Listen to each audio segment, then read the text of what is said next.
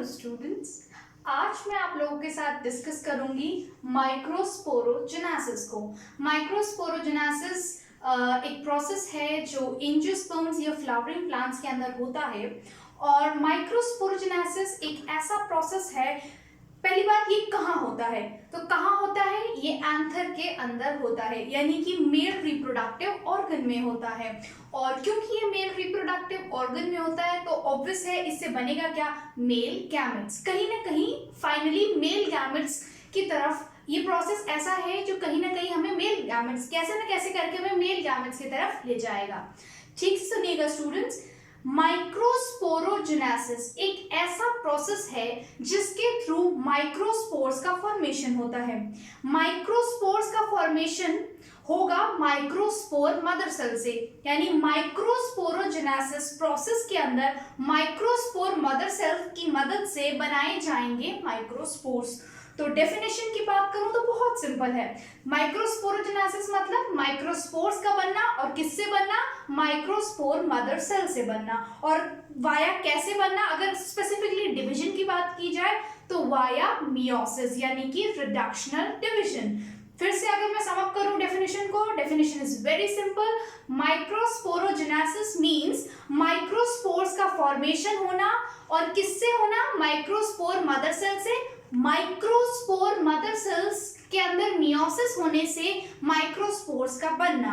सो microsporogenesis means microspore mother cells के अंदर meiosis होगा और उससे बनेंगे माइक्रोस्पोर्स। तो डेफिनेशन तो बहुत सिंपल है, लेकिन मैं आप लोगों के साथ में थोड़ी डिटेल डिस्कस करना चाहती हूँ कि माइक्रोस्पोर मदर सेल कैसे बनती है।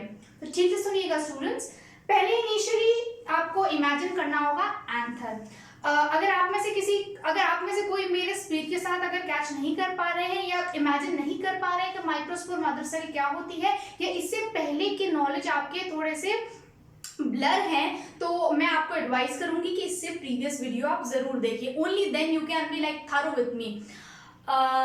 ठीक है, सुनिएगा स्टूडेंट्स, एग्जैक्टली होता क्या है कि इनिशियली एंथर के अंदर क्या होता है, इनिशियली एंथर में अगर एंथर यंग स्टेज में है तो उसके अंदर क्या होगा, एक मास होगा किसका, मेरिस्टेमेटिक सेल्स का, इनिशियल या यंग एंथर की बात करें।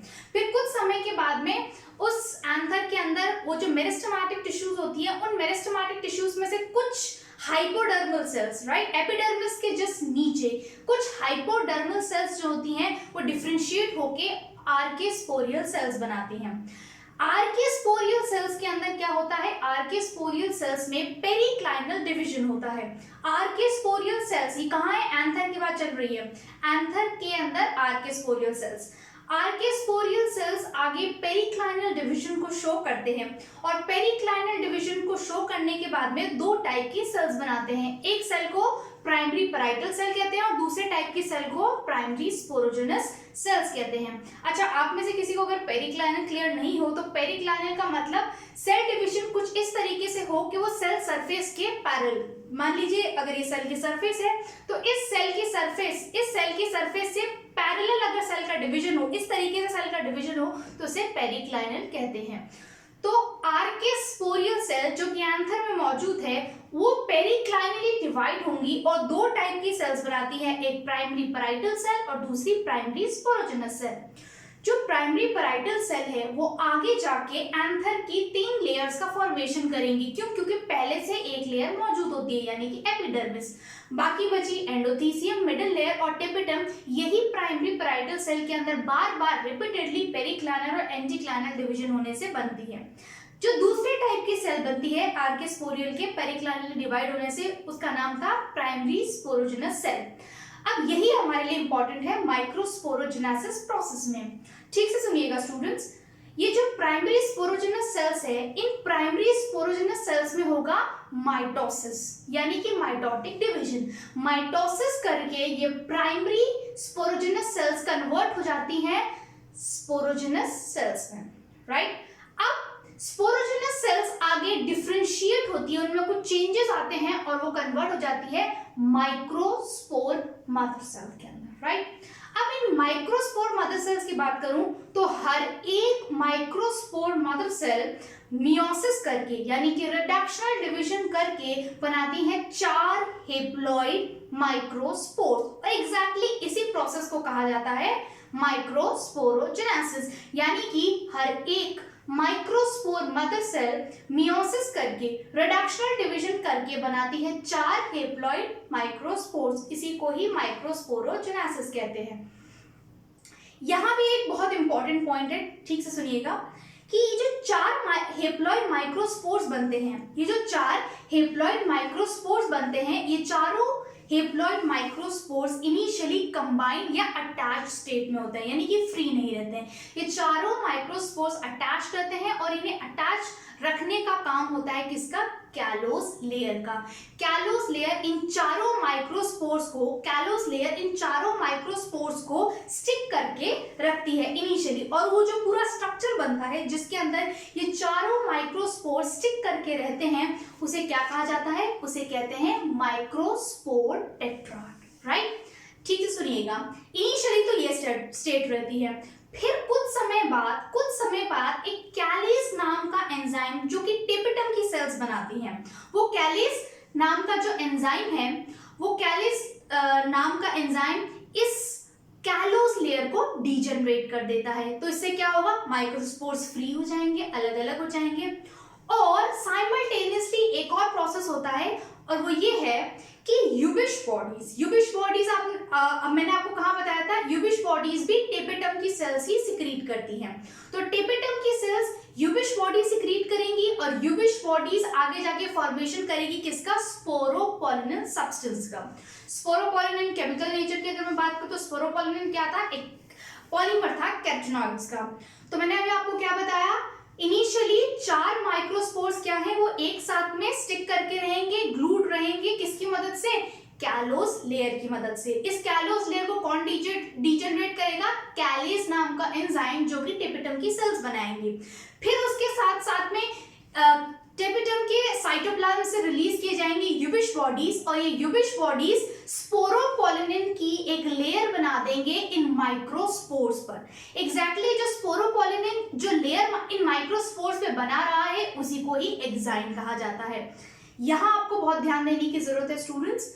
एक माइक्रोस्पोर के ऊपर जैसे ही एग्जाइम की लेयर चढ़ जाती है, यानी कि एक माइक्रोस्पोर के ऊपर जैसे ही एग्जाइम की लेयर आ जाएगी, और वो एग्जाइम किसकी बनी हुई है? स्पोरोपोलिनिन की है, जिसको किसने बनाया? यूबिश बॉडीज ने। और यूबिश बॉडी को किसने बनाया?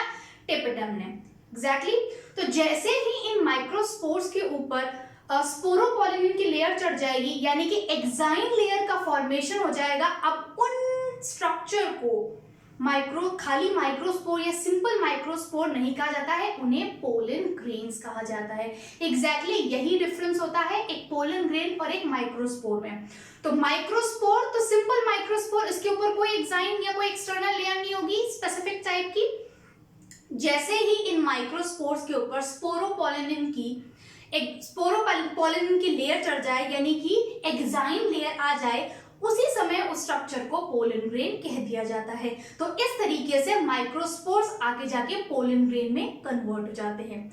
ये सारी मैंने आपको थियोरी ओरली बताई है, अब यही मैं आपको बोर्ड के ऊपर बताऊंगी, ठीक से सुनिएगा। सबसे पहले इनिशियली क्या होता है एंथर में? आर्केस्पोरियल सेल्स। आर्केस्पोरियल सेल नेचर में कैसी होगी? 2n होगी, क्योंकि ये किसका हिस्सा है? एंथर का हिस्सा है। और एंथर खुद की अगर मैं बात करूं तो एंथर खुद स्पोरोफाइट का पार्ट है। स्पोरोफाइटिक बॉडी आपको पता ही है 2n होती है, और गैमेटोफाइटिक बॉडी n होती है। ठीक से सुनिएगा स्टूडेंट्स, क्योंकि आर्केस्पोरियल सेल एंथर का हिस्सा है और एंथर 2n होता है, तो इसका मतलब आर्केस्पोरियल सेल भी 2n होगी। इन आर्केस्पोरियल सेल्स के अंदर क्या होगा? पेरिक्लाइनल डिवीजन होगा, और वो किसमें कन्वर्ट हो जाएंगी? Primary sporogenous cells. Primary sporogenous cells भी 2n होगी, क्योंकि किसी भी टाइप का मियोसिस या रिडक्शन डिवीजन नहीं हुआ है। अब ये प्राइमरी स्पोरोजेनस सेल्स माइटोसिस करेंगी और किस में कन्वर्ट होंगी? स्पोरोजेनस सेल में। प्लॉइडी अभी भी मेंटेन रहेगी 2n। नेक्स्ट देखिएगा, ये स्पोरोजेनस सेल्स फिर डिफरेंशिएट होंगी, इनके साइटोप्लाज्म में सर्टेन चेंजेस आएंगे, इनमें फंक्शन इंड्यूस होंगे, और वो किस में कन्वर्ट हो जाएंगी? Microspore mother cell. इसको एमएमसी भी कहा जाता है। ऐसे कई सारे क्वेश्चंस होंगे जिसमें माइक्रोस्पोर मदर सेल डायरेक्टली ना देकर आपको एमएमसी दिया जाएगा, तो आप इस पॉइंट का भी ध्यान रखिएगा। अगेन कोई मियोसिस नहीं हुआ है, प्लॉइडी मेंटेन रहेगी, माइक्रोस्पोर मदर सेल भी 2n है। प्लॉइडी का विशेषकर आप सब लोग ध्यान रखें, क्वेश्चन बार बार ऐसे पूछे जाते हैं जिसमें प्लॉइडी से रिलेटेड आपको कंफ्यूज किया जाता है।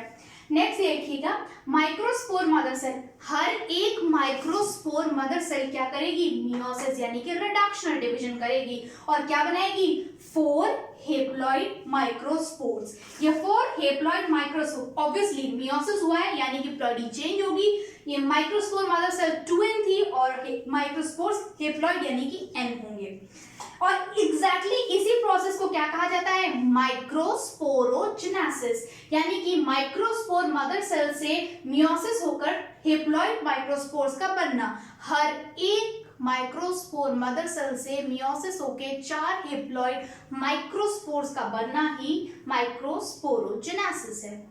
नेक्स्ट देखिएगा, ये 4 haploid microspores initially attached with the help of callose layer। ठीक से सुनिएगा, यहाँ क्या लिखा है मैंने, 4 haploid microspores initially attached with the help of callose layer forming microspore tetrad। तो एग्जैक्टली ऐसा दिखता है जिसमें 1 2 3 4 4 हेप्लॉइड माइक्रोस्पोर्स एक दूसरे के साथ अटैच और ग्लूड होते हैं।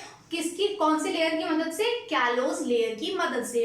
फिर टेपिटम की सेल्स क्या सिक्रीट करेगी, कैलेज एंजाइम, जो इस कैलोस लेयर को डीजनरेट कर देगा। और इसके साथ साथ में टेपिटम की सेल्स क्या बनाएंगी, यूविश बॉडीज, जो इन माइक्रोस्पोर्स के ऊपर एक्साइन लेयर की फॉर्मेशन कर देगा, जो कि स्पोरोपोलिन से बनी हुई होती है। तो इसी वजह से मैंने इस एरो पे क्या लिखा है, कैलेज एंजाइम और यूविश बॉडीज। कैलेज एंजाइम और यूविश बॉडीज दोनों अपना अपना अलग अलग काम करेंगे और उससे क्या बन जाएंगे, 4 हेप्लॉइड पोलन ग्रेन्स, यानी कि माइक्रोस्पोर आगे जाके पोलन ग्रेन में कन्वर्ट हो जाएंगे।